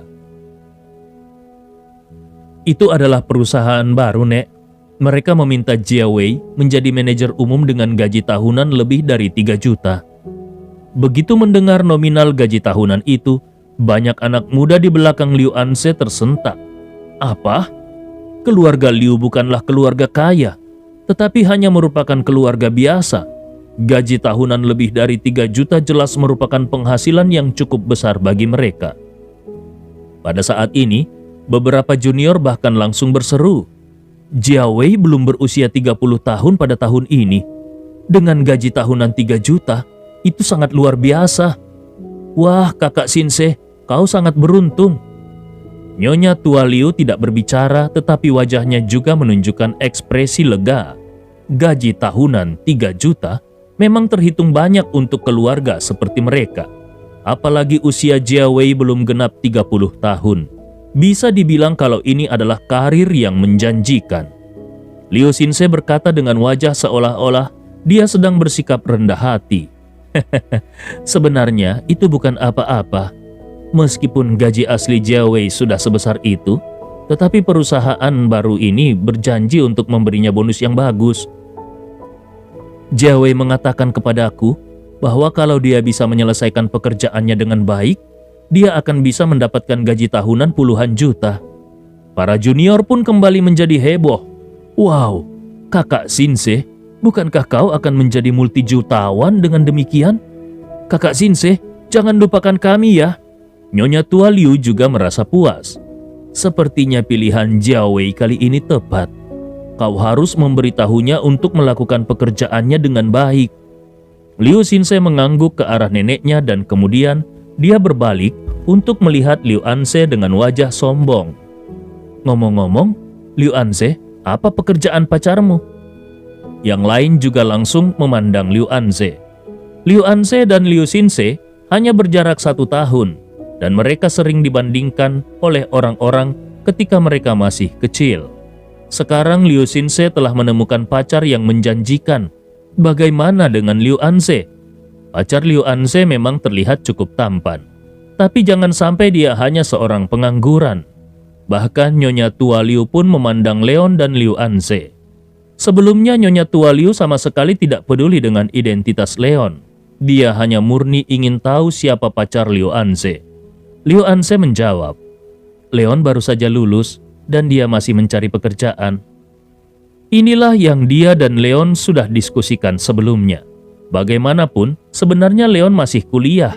Dia tidak bisa memberitahu keluarganya bahwa Leon masih seorang mahasiswa. Liu Xinze kembali terkekeh. Oh, jadi dia memang benar-benar lebih muda darimu, bukan? Liu Anze, rupanya kau suka pada berondong ya? Yang lain juga memandang Liu Anze dengan tatapan aneh. Bahkan alis Nyonya Tua Liu pun mengerut. Sepertinya matanya sudah tidak setajam dulu lagi. Menurutnya Leon ini sangat dewasa. Dia juga merasa kalau sepertinya Leon ini mungkin sedikit lebih muda daripada Liu Anze. Tetapi dia tidak menyangka kalau Leon adalah mahasiswa yang baru lulus kuliah. Liu Anze telah lulus selama 3 tahun. Kalau Leon baru saja lulus tahun ini, berarti setidaknya dia 3 tahun lebih muda daripada Liu Anze.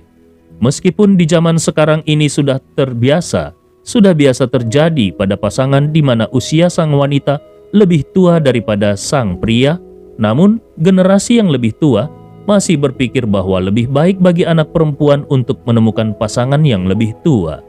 Bahkan seandainya pun mereka benar-benar menemukan yang lebih muda, mereka seharusnya tidak memacari mahasiswa yang baru lulus kuliah, bukan?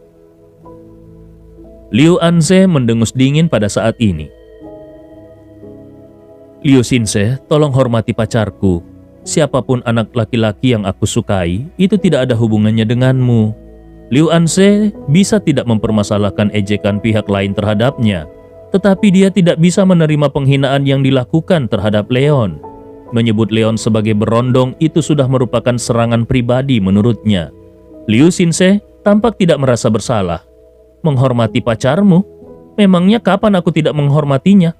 Bukankah sekarang semua orang memang menyebut anak laki-laki tampan yang lebih muda dari diri mereka dengan sebutan berondong? Liu Anze sangat marah. Dia baru saja akan berbicara, namun dia sudah langsung disela oleh neneknya. Hei, kalian berdua adalah saudara sepupu. Kenapa kalian harus selalu berdebat setiap kali kalian bertemu? Liu Anze dan Liu Xinze mengakui kesalahan mereka pada saat bersamaan.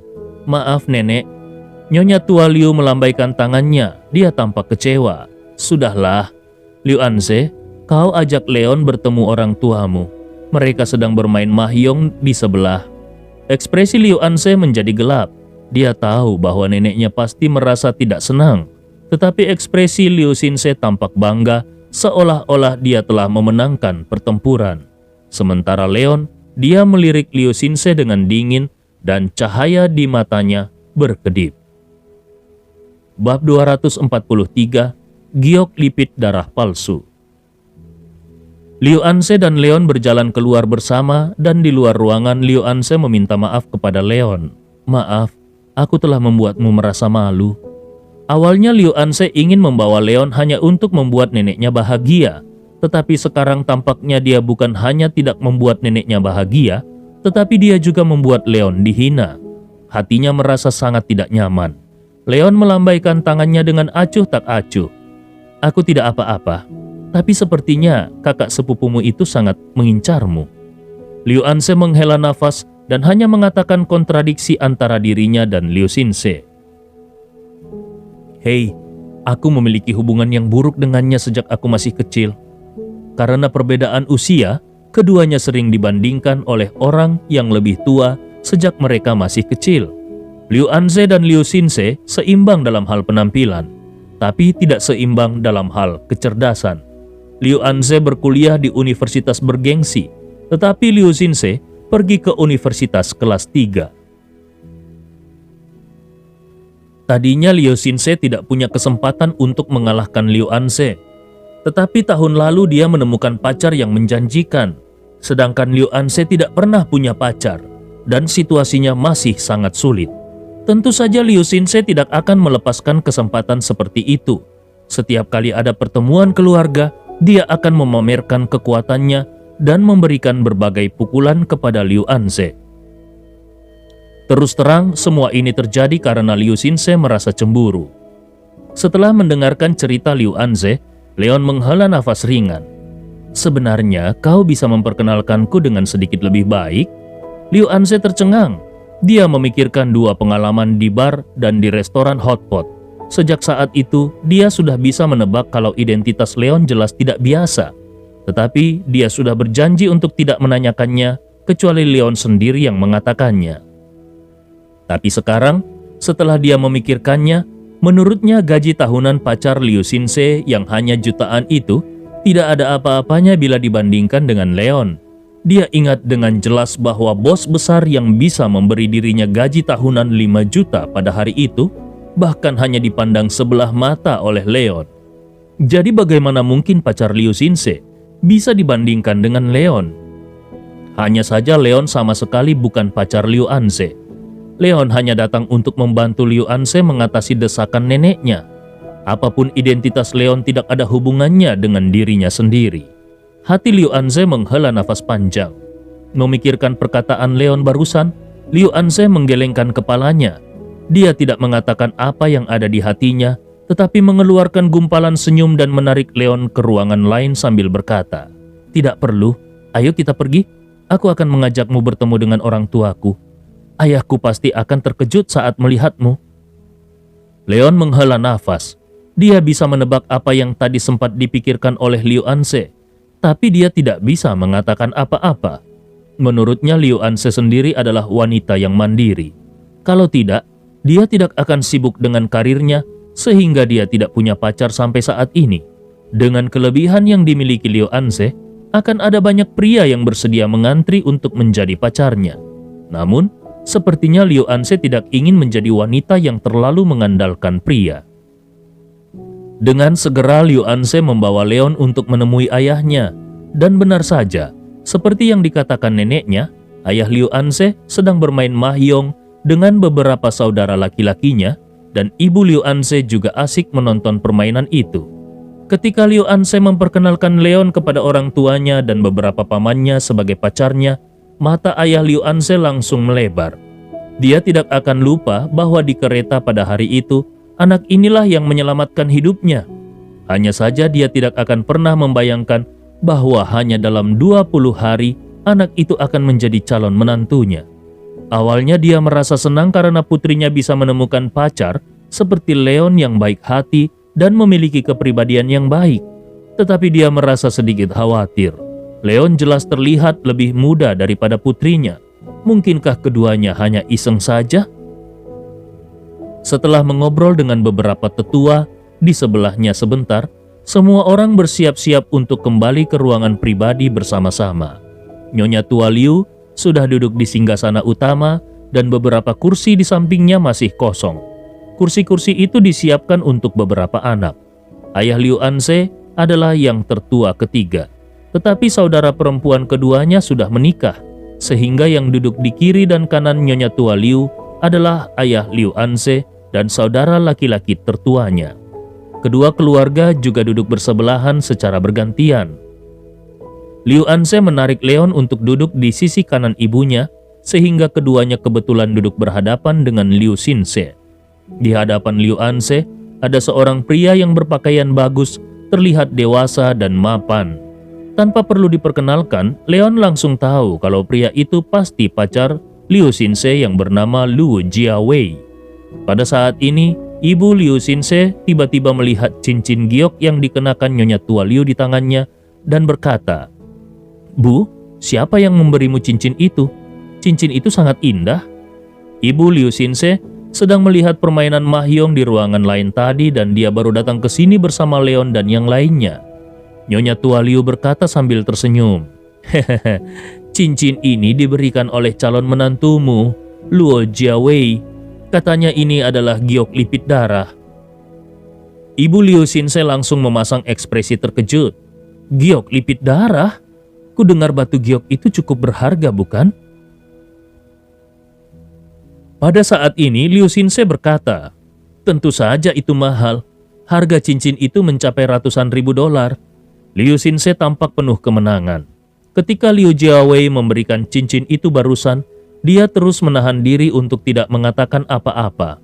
Dia sengaja menunggu sampai semua orang berada di sana. Ketika dia mengatakan tentang harga giok itu, dia juga melirik Liu Anse dan Leon yang ada di hadapannya dengan penuh penghinaan. Nyonya tua Liu juga terkejut.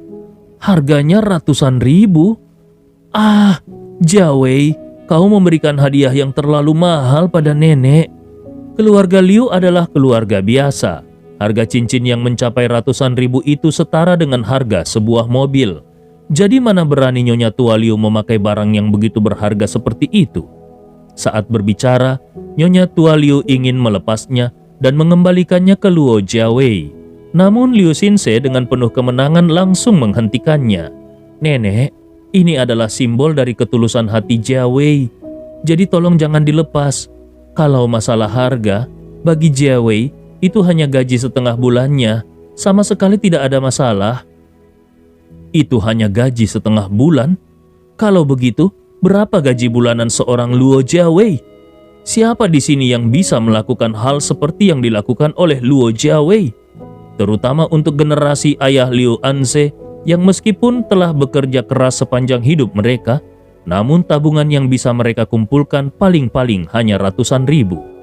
Tapi Luo Jiawei hanya perlu setengah bulan untuk mendapatkannya. Banyak orang langsung merasa iri dan cemburu kepada Luo Jiawei dan Luo Xinse, terutama beberapa junior yang punya pacar atau sudah menikah.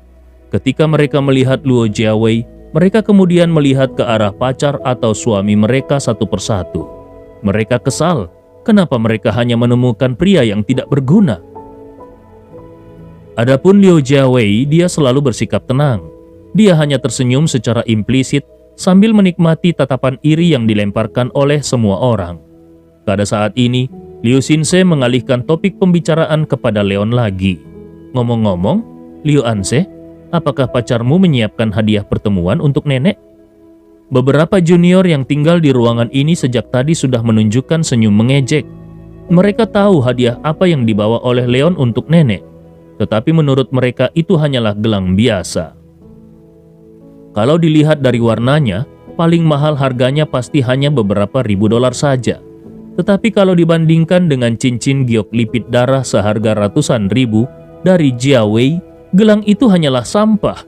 Generasi yang lebih tua juga memandang Leon.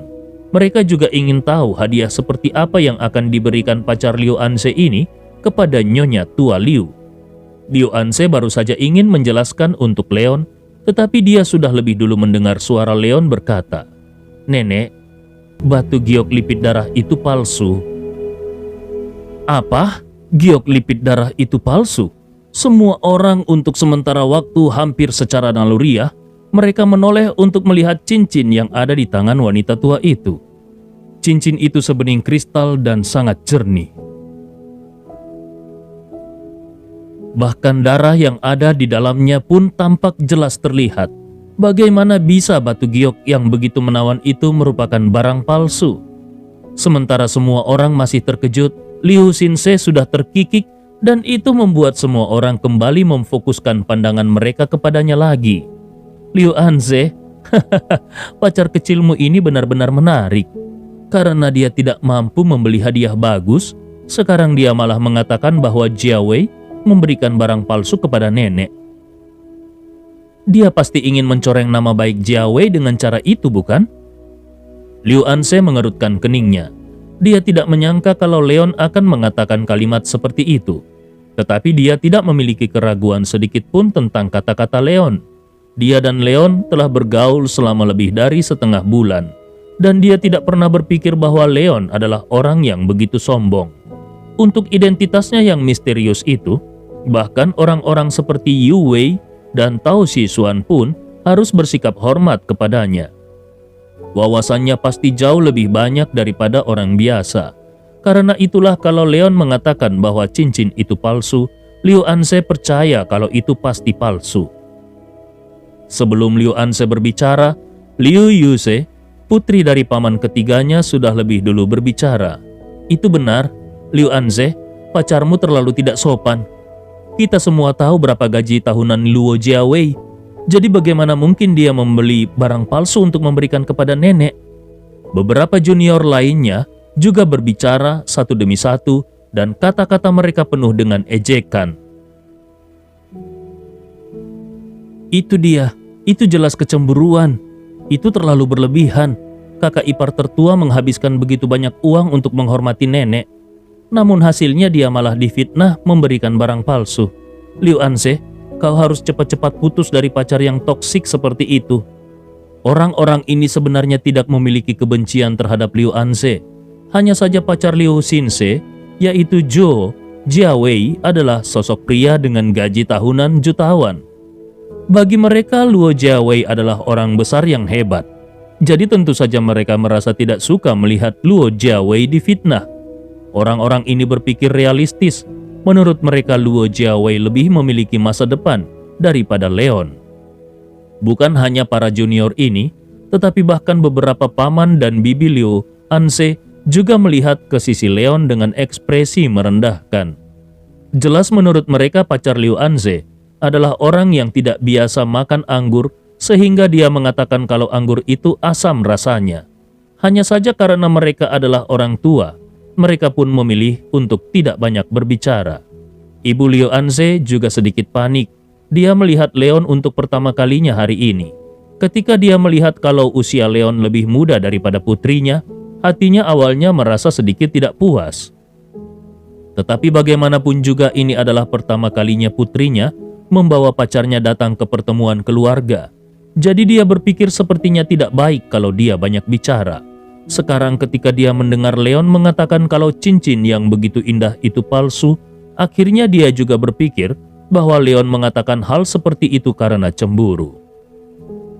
Dia juga memiliki pendapat yang bagus tentang Luo Jiawei di dalam hatinya. Bahkan Nyonya tua Liu juga mengerutkan keningnya pada saat ini. Dia sebenarnya tidak peduli apakah hadiah yang diberikan oleh para junior ini mahal atau tidak. Yang penting baginya adalah niat dan ketulusan hati dari para junior ini untuknya. Tetapi Leon menunjukkan di depan umum bahwa cincin itu palsu, tentu saja itu membuatnya merasa sangat tidak bahagia. Nyonya tua Liu bergumam di dalam hatinya, anak ini masih terlalu muda, tapi sudah sangat cemburuan. Dia bukan pasangan yang cocok untuk cucuku. Namun Leon sama sekali tidak peduli dengan ekspresi semua orang dan terus berbicara. Itu hanyalah peleburan kaca biasa yang bercampur dengan darah. Jadi, itu adalah giok lipit darah imitasi. Nenek, aku menyarankan agar kau membuangnya saja. Asal darah itu tidak diketahui dari mana. Mungkin saja itu adalah darah manusia. Nenek tidak boleh memakainya di tubuh nenek. Dengan identitasnya, giok lipit darah yang merupakan benda mahal bagi orang biasa, tetapi bagi Leon benda itu benar-benar tidak berbeda dengan kaca. Entah sudah berapa lama, entah sudah berapa kali dia melihat giok lipit darah yang asli. Jadi tentu saja dia bisa melihat kalau ini adalah giok yang palsu. Secara khusus dia juga mendengar dari Luo Jindao tentang beberapa giok lipit darah imitasi, bahwa untuk mencapai efek realistis, banyak dari mereka yang secara langsung dicampur dengan darah manusia, tentu saja itu sangat tabu untuk dikenakan pada tubuh. Sebenarnya giok palsu ini hanya bisa membodohi beberapa orang awam. Orang-orang yang benar-benar memahami batu giok pasti akan langsung bisa mengenalinya secara sekilas. Tapi sayang sekali di antara semua orang yang hadir saat ini, kecuali Leon, tidak ada yang mengerti tentang batu giok. Mungkin bahkan Luo Jiawei yang memberikan cincin itu pun tidak tahu. Begitu Leon selesai berbicara, Liu Xinse segera menjadi marah dan berkata, Liu Anse, pacarmu terlalu berlebihan. Dia tidak pantas berkata seperti itu. Pacarmu mengatakan bahwa giok lipit darah ini palsu, dan dia bahkan mengatakan bahwa itu adalah darah manusia yang dengan hanya kaca biasa. Padahal ini adalah hadiah untuk nenek. Dengan ucapan pacarmu itu, bahkan meskipun nenek menyukainya, nenek akan merasa tidak nyaman memakainya. Para junior lainnya ikut memberikan pendapat mereka. Nenek, kupikir anak ini sengaja ada di sini untuk membuat masalah. Bagaimana kalau nenek mengusirnya saja? Anak itu terlalu berlebihan dengan mengatakan kalau itu adalah darah manusia. Sepertinya dia membaca terlalu banyak novel supernatural. Tidak hanya junior yang membuka mulut untuk mengejek, bahkan ibu Liu Xinse juga mendengus dingin. Itu terlalu kasar. Padahal hari ini festival pertengahan musim gugur. Sementara wajah Nyonya Tua Liu sudah berubah menjadi pucat. Sejujurnya, dia sangat menyukai cincin ini. Tetapi sekarang Leon sudah berbicara seperti itu. Sekarang dia pun merasa kalau sepertinya ucapan Leon itu ada benarnya. Karena ketika dia melihat warna merah pada cincin ini, tiba-tiba dia merasa kalau sepertinya cincin ini memang mengalirkan darah manusia. Dia pun merasa kalau Leon ini sangat menyebalkan. Melihat semua orang merasa jengkel kepada Leon, Liu Anse tidak bisa hanya duduk diam. Dia pun berkata kepada Nyonya Tua Liu yang sedang di kursi utamanya, "Nenek, Leon ini berpengetahuan luas, jadi dia tidak akan berbicara omong kosong. Menurutku lebih baik nenek melepas cincin itu." Liu Xinse segera memarahi. "Liu Anse, apa maksudmu? Kalau pacarmu tidak berbicara omong kosong, apakah itu artinya pacarku yang seorang manajer umum akan membeli yang palsu dan memberikannya kepada nenek?" Pada saat ini, bahkan ayah Liu Xinse ikut berbicara kepada ayah Liu Anse. "Kakak kedua, keluargamu sangat berlebihan. Kalian mencoba memfitnah Jia Wei, calon menantu kami." Untuk sementara, keluarga Liu Anse menjadi incaran semua orang. Ibu Liu Anse merasa tidak tahan dengan tatapan semua orang ini dan mencoba untuk membujuk Liu Anse. "Liu Anse, ibu rasa sebaiknya..." Tetapi Liu Anse langsung berkata dengan tegas, "Bu, aku percaya pada Leon. Dia tidak akan pernah berbohong." Liu Anse merasa sangat marah mendengarkan hingga paru-parunya hampir meledak. Ralat. Liu Xinse merasa sangat marah mendengarnya hingga paru-parunya hampir meledak. "Kau..." Namun kali ini tanpa menunggu Liu Xinse menyelesaikan ucapannya, Nyonya Liu tiba-tiba menamparkan tangannya di atas meja dan mendengus marah. "Cukup!" Ruangan itu seketika menjadi hening dan semua orang memandang wanita tua itu dengan rasa khawatir. Nyonya Liu berkata dengan nada serius, "Berharga atau tidaknya suatu hadiah itu tidak penting. Yang penting adalah ketulusan hatinya. Dan aku sudah merasa sangat puas dengan ketulusan hati Jia Wei." Saat berbicara, mata Nyonya Tua Liu melirik Liu Anse dan tatapan matanya menyorotkan kekecewaan. Melihat gumpalan kekecewaan di mata neneknya, hati Liu Anse penuh dengan kesedihan. Dia mempercayai kata-kata Leon, tetapi kenapa neneknya tidak mempercayainya? Bahkan kalaupun nenek tidak mempercayai Leon, kenapa nenek tidak percaya pada dirinya sendiri? Tepat ketika Liu Anse ingin menjelaskan lagi, Luo Jiawei yang belum pernah berbicara mengeluarkan sertifikat dari tasnya, lalu dia menyerahkannya kepada Nyonya Tua Liu. Kemudian, sambil melirik Leon dengan sikap penuh ejekan, dia berkata, "Nenek, giok lipit darah ini dibawa kembali dari luar negeri oleh seorang temanku, dan ini adalah sertifikatnya. Nenek bisa melihatnya sendiri." Bab 245, terlalu dirugikan. Sebelum Nyonya Tua Liu dapat membaca sertifikat itu dengan jelas, Ibu Liu Xinse sudah berseru, "Apakah giok lipit darah ini benar-benar menghasilkan begitu banyak uang?" Pada sertifikat itu, bukan hanya keaslian dan kualitas giok lipid darah yang diverifikasi, tetapi juga harga jualnya pun tertera di sana. Ketika melihat nominal harganya, Ibu Liu Xinse benar-benar terkejut. Tadinya dia hanya berpikir kalau putrinya hanya asal berbicara saat mengatakan harganya. Tapi ketika sudah melihat nominal yang tertera, dia merasa takjub karena harga sebuah cincin giok itu benar-benar bisa dipakai untuk membeli mobil yang lebih baik. Yang lain juga terkejut ketika melihat harganya. Sertifikat semacam ini tidak mungkin palsu. Harga cincin itu benar-benar ratusan ribu. Liu Xinse memeluk dadanya dengan kedua tangannya dan mendengus bangga. Setelah melihat sertifikat itu, menurut kalian, apakah mungkin Jia Wei masih akan berbicara omong kosong?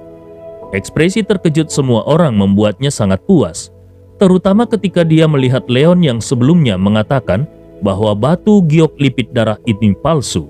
Sekarang ada sertifikat sebagai saksinya. Liu Xinze ingin tahu apa lagi yang bisa dikatakan Leon. Ayah Liu Anse juga melihat sertifikat itu, harga, tingkat kualitas, dan bahkan berapa banyak giok lipit darah di cincin ini. Semuanya tertulis dengan jelas. Bahkan ada tanda anti pemalsuan. Jadi masih mungkinkah cincin ini palsu? Pada saat ini, penilaiannya kepada Leon mulai berubah. Awalnya dia berpikir bahwa meskipun Leon masih muda, tapi Leon bisa membantunya di kereta. Dari kejadian itu menurutnya karakter Leon seharusnya tidak buruk. Tetapi sekarang tampaknya ayah Liu Anse mulai menilai kalau Leon adalah orang yang berpikiran sempit. Mungkin saja Leon datang untuk menyelamatkannya di kereta karena tergoda oleh kecantikan putrinya.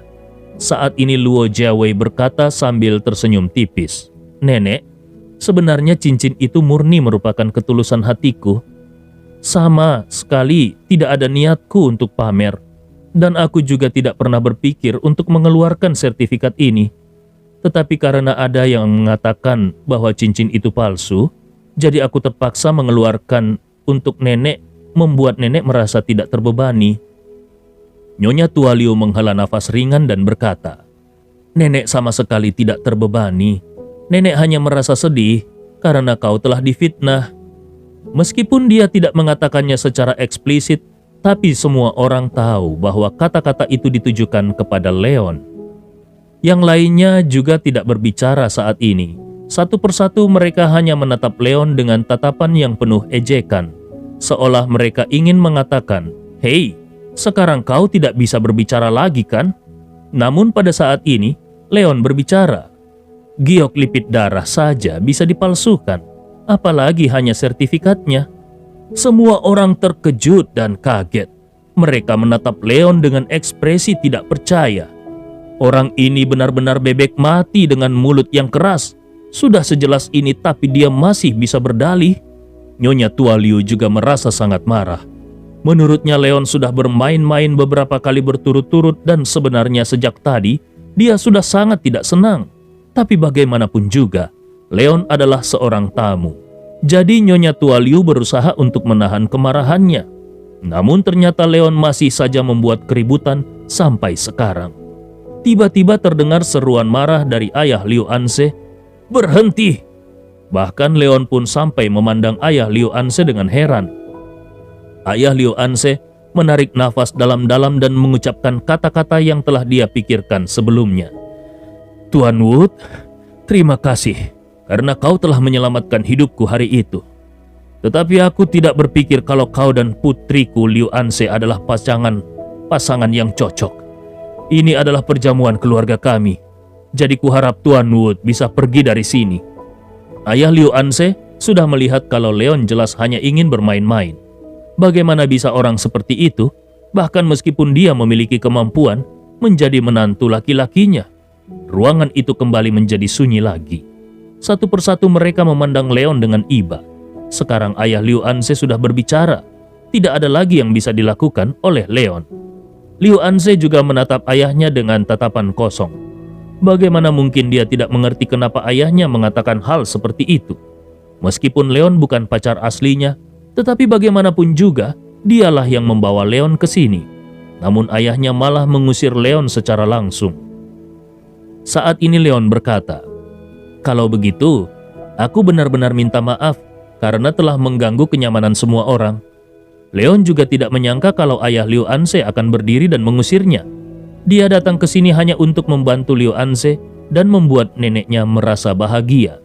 Demi Liu Anse, bahkan jika orang-orang ini mencibir padanya, dia tidak akan banyak bicara.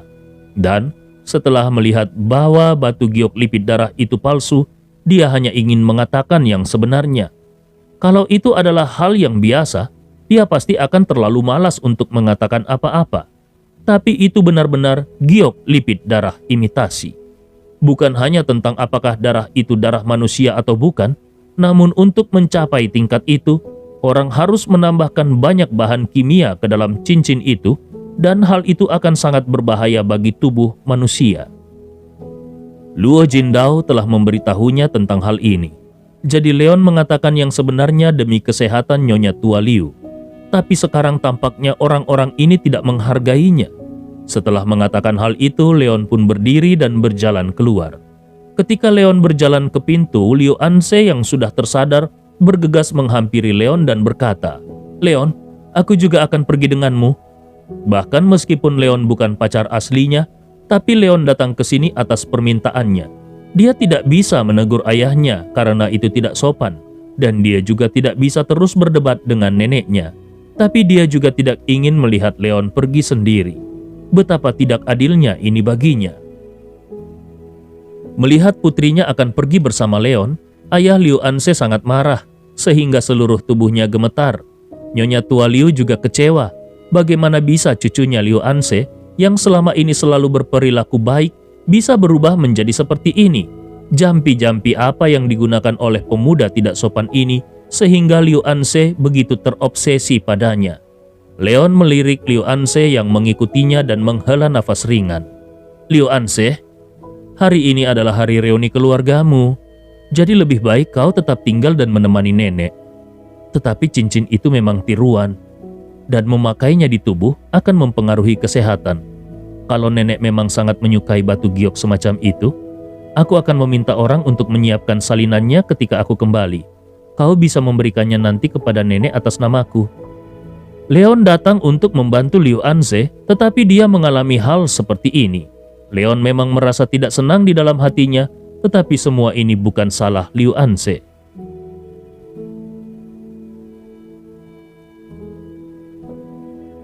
Dia juga tidak ingin menyebabkan kesenjangan antara Liu Anse dan keluarganya karena dirinya. Setidaknya dia tahu kalau Nyonya Tua Liu sangat mencintai Liu Anse, dan Liu Anse juga mencintai neneknya. Namun kata-kata jujur Leon barusan sekali lagi membuat Liu Xinse tertawa mencemooh. "Aduh, sepertinya aku tidak akan bisa berhenti tertawa. Liu Anse, di mana kau menemukan pacar seperti ini? Sampai sejauh ini dia masih saja tidak mau mengakui kesalahannya. Kusarankan agar kau putus saja dengannya lebih awal." Seorang junior lain ikut mengejek. "Liu Anse, kau tidak boleh terperdaya oleh kata-kata manis anak itu. Aku curiga, jangan-jangan dia juga berbohong tentang kelulusannya dari universitas yang sama denganmu. Kau tidak boleh bersikap terlalu naif." Ayah Liu Anse mendengus dingin saat ini. "Liu Anse, kemarilah." Ayah Liu Anse memasang postur tubuh yang seolah ingin mengatakan bahwa jika Liu Anse tidak datang kepadanya, maka itu berarti Liu Anse ingin memutuskan hubungan ayah anak dengannya. Mata Liu Anse kabur dengan air mata dan dia hampir menangis. Jelas-jelas Leon adalah orang yang baik, tapi kenapa segalanya justru berubah seperti ini? Kenapa mereka semua tidak mempercayai Leon? Apakah itu hanya karena Leon masih muda? Meskipun Leon sangat tidak senang dengan sikap keluarga Liu, tapi ketika dia melihat penampilan Liu Anse yang sedih dan menyalahkan dirinya sendiri, pada saat ini Leon juga ikut merasa sedih dan marah. Sambil melihat kembali ke arah keluarga Liu, yang saat ini sedang menatapnya seolah dia adalah biang keributan, Leon pun mengeluarkan ponselnya. Cerita ini fakta atau fiksi? Silakan putuskan sendiri.